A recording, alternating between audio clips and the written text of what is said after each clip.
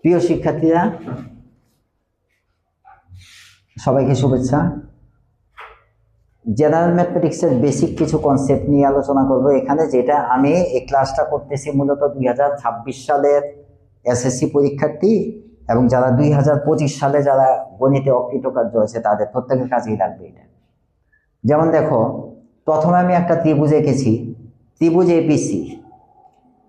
ত্রিভুজ এবিসি এর মধ্যে তিনটা কোণ। দেখো, অ্যাঙ্গেল বি কোণের সমদ্বিখণ্ডক বা অন্তর্দ্বিখণ্ডক হচ্ছে বিও, আর সি কোণের অন্তর্দ্বিখণ্ডক হচ্ছে সিও।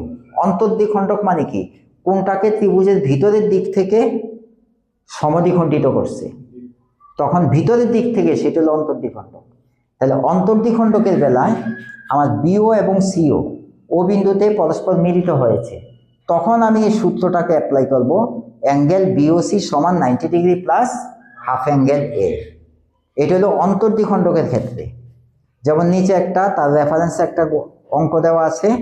অ্যাঙ্গেল বিওসি এর মান যদি 120 ডিগ্রি দেওয়া থাকে তাহলে অ্যাঙ্গেল এ এর মান বের করতে বলছে। সোজা আমি এই ফর্মুলাটা, যদি অন্তর্দ্বিখণ্ডক হয় তাহলে এটা লিখে আমি অ্যাঙ্গেল এ কোণের মানটা বের করতে পারবো।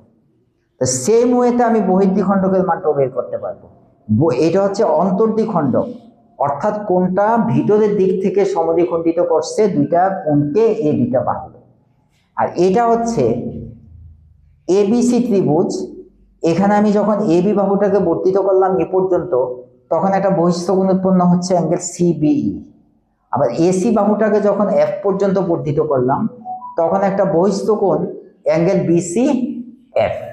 একটা বহিঃস্থ কোণ হচ্ছে অ্যাঙ্গেল সিবিই, আর একটা বহিঃস্থ কোণ হচ্ছে অ্যাঙ্গেল বিসি এফ। আর বিও আর সিও হচ্ছে এই বহির্দ্বিখণ্ডকের সমদ্বিখণ্ডক, অর্থাৎ এখানে যে কোণ দুইটাকে বাহিরের দিক থেকে সমদ্বিখণ্ডিত করছে, অর্থাৎ বহিঃস্থভাবে সমদ্বিখণ্ডিত করছে, তখন সেই ক্ষেত্রে এখানে ছিল 90 ডিগ্রি প্লাস হাফ অ্যাঙ্গেলে, আর এখানে হবে 90 ডিগ্রি মাইনাস হাফ অ্যাঙ্গেলে। এটা বহির্দ্বিখণ্ডকের ক্ষেত্রে। একটা হচ্ছে অন্তর্দ্বিখণ্ডক, একটা হচ্ছে কি।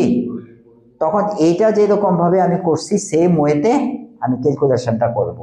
বিওসি কোণের মান দেওয়া থাকলে আমি অ্যাঙ্গেল এ কোণের মান বের করব, আর যদি অ্যাঙ্গেল এ কোণের মান দেওয়া থাকে ডাইরেক্ট আমি বিওসি কোণের মানটা এমনিতেই বের করে ফেলতে পারবো। এখন দেখো, মনে করো এটার মধ্যে অ্যাঙ্গেল এ কোণের মান আছে কথার কথা 40 ডিগ্রি, তাহলে বিওসি কোণের মান কত? তাহলে বিওসি সমান 90 ডিগ্রি মাইনাস হাফ অ্যাঙ্গেল 40, মানে 2 দিয়ে 40 কাটাকাটি করলে কত হয়? 20। 90 থেকে 20 গেলে কত? 70 ডিগ্রি। তখন বিওসি কোণের মানটা হবে 70 ডিগ্রি। এটা গেল অন্তর্দ্বিখণ্ডকের ক্ষেত্রে প্লাস, আর বহির্দ্বিখণ্ডকের ক্ষেত্রে হচ্ছে মাইনাস। এটা গেল একটা স্টেপ। আরেকটা হচ্ছে, এখানে আমি একটা ত্রিভুজ এঁকেছি এবিসি, একটা ত্রিভুজ, এবং এটা হচ্ছে একটা সমদ্বিবাহু ত্রিভুজ। সমদ্বিবাহু ত্রিভুজ কাকে বলে?